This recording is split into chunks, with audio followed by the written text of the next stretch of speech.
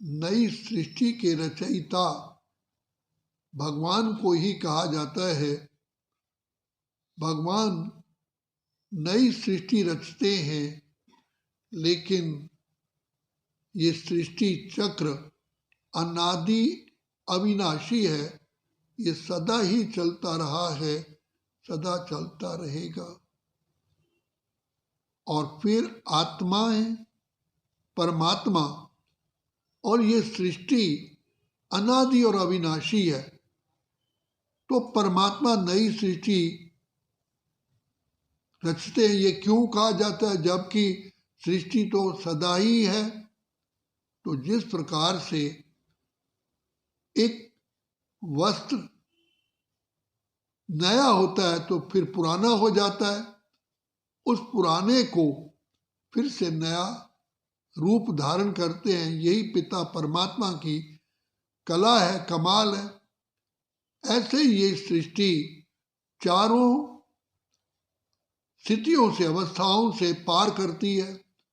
सतो प्रधान, सतो रजो, रजो प्रधान, तमो, तमो प्रधान। जैसे हमारे जीवन में प्रातः काल होता है, दोपहर होती है, शाम होती है, रात होती है, रात के बाद दिन का आना स्वाभाविक है। क्या सदा प्रातःकाल होता है? क्या सदा दोपहर होती है? क्या सदा शाम होती है? क्या सदा ही रात होती है? तो जैसे ऋतुएं बदलती रहती हैं, ऐसे रात और दिन का चक्र बदलता रहता है। तो रात के बाद दिन का आना स्वाभाविक है। तो उसके बीच के समय को कहा जाता है अमृत वेला। ब्रह्म मुहूर्त कहते हैं, शुभ समय कहा जाता है। इसी प्रकार सृष्टि भी चारों अवस्थाओं से पास होती है। तो सतयुग सतो प्रधान है, त्रेता सतोगुणी है, द्वापर रजोगुणी, कलयुग तमोगुणी और कलयुग का अंत है तमो प्रधान। अब तमो प्रधान सृष्टि को सतो प्रधान कौन बनाए? तो पिता परमात्मा ही आकर के इस पतित विकारी भ्रष्टाचारी दुनिया को, कलयुग को सतयुग लाते हैं। जिस प्रकार रात के बाद दिन का आना स्वाभाविक है, इसी प्रकार कलयुग के बाद सतयुग का आना स्वाभाविक है। कलयुग सतयुग कहा जाता है नई दुनिया, और कलयुग को लास्ट में कहा जाता है पुरानी दुनिया। तो परमात्मा पिता जो पतित पावन है, दुख हरता सुख करता है, बिगड़ी को बनाने वाले हैं, पिता परमात्मा ही आकर के कलयुग को सतयुग बनाने के लिए हम सब आत्माओं को श्रेष्ठ महान आत्मा, पुण्य आत्मा बनाते हैं। वर्तमान समय देखा जाए तो इस सृष्टि पर चारों ओर ही अंधकार है, और मनुष्य आत्माएं जहाँ देवताएं थे, दानव, मानव, मानव के बाद अब दानव बन चुका है। सारी सृष्टि की यही हालत है। तत्व भी तमो प्रधान है। ऐसी सृष्टि को पावन करने के लिए पिता परमात्मा जो आध्यात्मिक शिक्षा देने वाले ज्ञान के सागर हैं, आध्यात्मिकता से, सोल पावर से इस सृष्टि को पति से पावन करते हैं। तो सबसे पहले बाप आकर के हम आत्माओं की ज्योति जगाते हैं, हमारी चिंतन की धारा को बदलते हैं। तो जब आत्माएं पावन बनती हैं, तो पावन आत्मा के साथ साथ प्रकृति भी, जीव जंतु भी, सारी सृष्टि पर उसका प्रभाव पड़ता है। सबसे पहला जो इस सृष्टि का हीरो एक्टर है वो मनुष्य आत्मा ही है। मनुष्य के पावन बनने से ये सृष्टि पावन है, मनुष्य के पतित होने से ये सृष्टि पतित है। तो पिता परमात्मा ये कार्य प्रजापिता ब्रह्मा के द्वारा करते हैं, क्योंकि परम पिता परमात्मा जन्म मरण से न्यारे हैं, सदा ही निराकारी स्थिति में रहते हैं और अजन्मा अकर्ता भोक्ता है।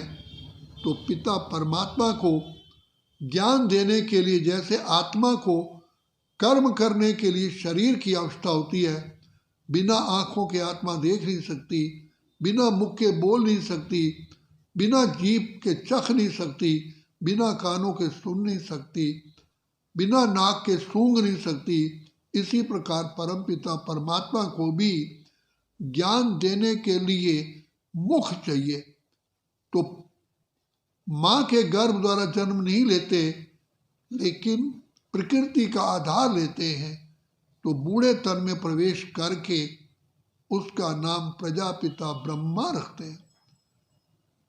भारतवर्ष में भी जब कोई संन्यास करता है तो संन्यास के पश्चात उसका दूसरा नाम रखा जाता है।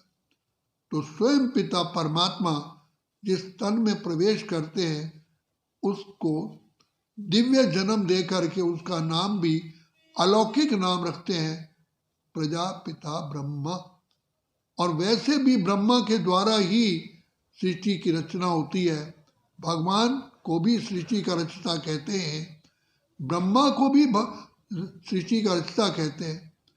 तो लेकिन सृष्टि ब्रह्मा ने कैसे रची? तो रचने वाला परमपिता परमात्मा ब्रह्मा तन में प्रवेश करके दोनों आत्माएं सृष्टि की रचना का कार्य करती हैं। जैसे बच्चे की पालना माँ बाप करते हैं, केवल पिता ही नहीं करता, केवल माँ ही नहीं करती, तो माँ बाप दोनों पालना के निमित्त है। इसी प्रकार परमपिता परमात्मा शिव इस सृष्टि पर आकर के ब्रह्मा माँ के द्वारा हम बच्चों को गोद का बच्चा बनाते हैं, जो ब्राह्मण कहलाते हैं। तो ब्राह्मण आत्माओं के द्वारा ही, ब्रह्मा के द्वारा ही सृष्टि को पति से पावन करते हैं। और सत्यनारायण की कथा की आरती में स्वयं कहा गया है कि बूढ़ा ब्राह्मण बन के आयो, कंचन महल कियो।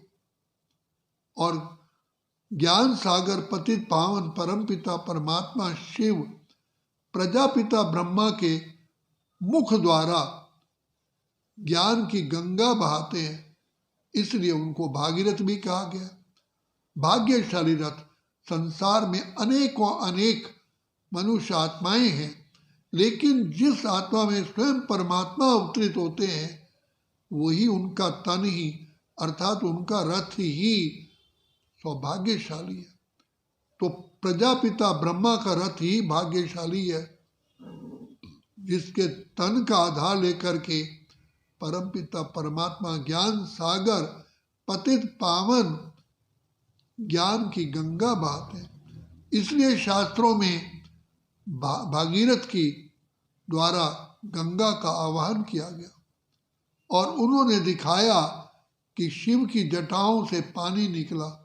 लेकिन देखा जाए परमपिता परमात्मा शिव ही जो ज्ञान सागर हैं, ब्रह्मा के तन में प्रवेश करके उनकी बुद्धि द्वारा, उनके मुख द्वारा ज्ञान की गंगा बहा करके, ज्ञान दे करके सारी सृष्टि को, आत्माओं को पावन करते हैं। वो कार्य इस समय ही होता है। इस सृष्टि को श्रेष्ठ बनाने के लिए, राम राज्य लाने के लिए कितनी आत्माओं ने प्रयत्न किए। साइंटिस्टों ने भी, विधि वेताओं ने भी, धार्मिक नेताओं ने भी, समाज सेवी संस्थाओं ने भी और नेताओं ने भी।